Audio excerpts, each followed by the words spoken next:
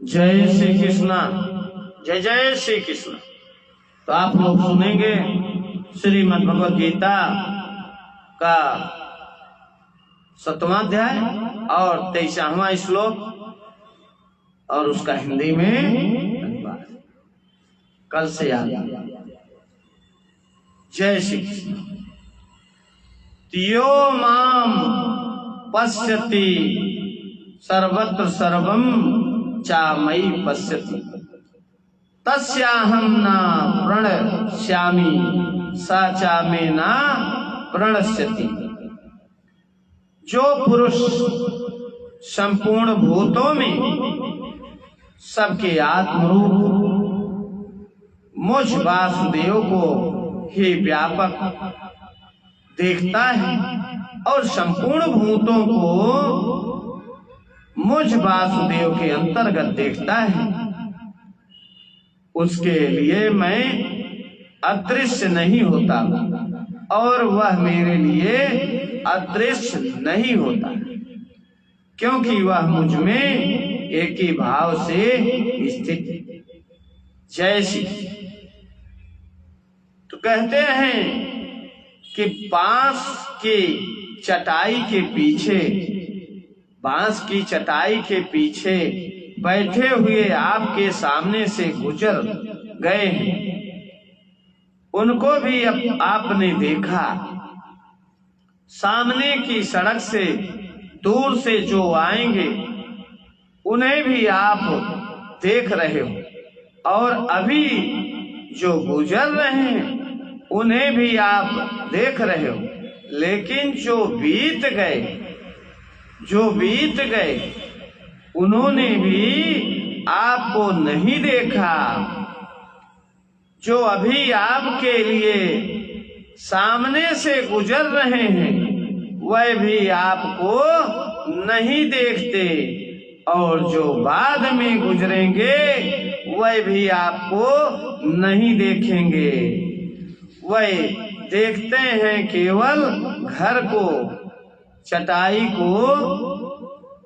ऐसे ही मैं के आगे हाड़ मांस आदि से युक्त शरीर बांस की चटाई के समान ही है।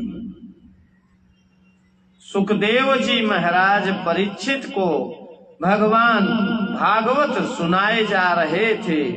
वर्तमान की घटनाएं, भविष्य में होने वाले राजाओं की वंशावली सुनाने के बाद भी उन्हें लगा कि परीक्षित की ममता अभी तक हटी नहीं है, अतः कृपा करके उन्होंने एक कथा सुनाना आरंभ किया।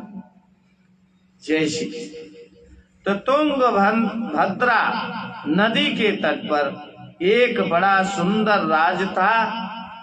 उस राज्य का राजा शिकार का बड़ा शौकीन था। वह जंगलों में जाता और हिरणों के पीछे अपने घोड़े को दौड़ाता एवं उनका शिकार करता। एक बार वह राजा अपने साथियों से बिछुड़ गया। रात्रि हो गई। वह राजा भूख प्यास और सर्दी से व्याकुल हो गया। जंगल में भटकता भटकता किसी चंडाल के झोपड़े के पास पहुंचा और चंडाल से बोला, भाई तू आज रात मुझे यहीं रहने दे।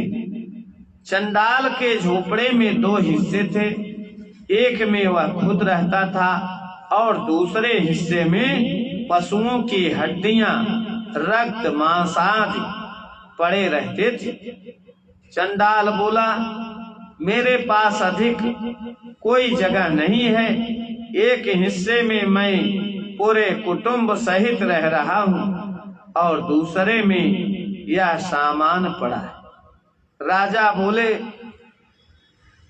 कैसे भी करके मुझे ठंड से बचाओ। हिंसक प्राणियों से रक्षा के लिए जहाँ मांसादि पड़ा है वहीं रह लेने दो। मैं कैसे भी करके रात काट लूंगा। जय श्री कृष्ण। तो चंडाल ने उस राजा को रहने दिया। रात भर रहते रहते राजा को वहां रहने की आदत पड़ गई। सुबह हुई तब चंडाल बोला, जाओ भाई अब अपना रास्ता पकड़ो। राजा बोले, यह तू क्या बोलता है, मुझे नहीं जानता, मैं सम्राट हूं, यह घर मेरा है, मैं यहीं रहूंगा। अब वह राजा उस बेचारे चंडाल का घर खाली नहीं कर रहा है। राजा होकर किसी चंडाल के झोपड़े को अपने बाहुबल से कब्जा कर लेना उचित नहीं है। परीक्षित बोले, भगवान आप आज्ञा करें तो मैं जाकर उसको समझाऊं। सुखदेव जी, तुम्हारी बात वह न माने तो, नहीं मानेगा तो तीर कमान उठा लूंगा, उसका कान पकड़कर झोपड़े से बाहर निकाल दूंगा।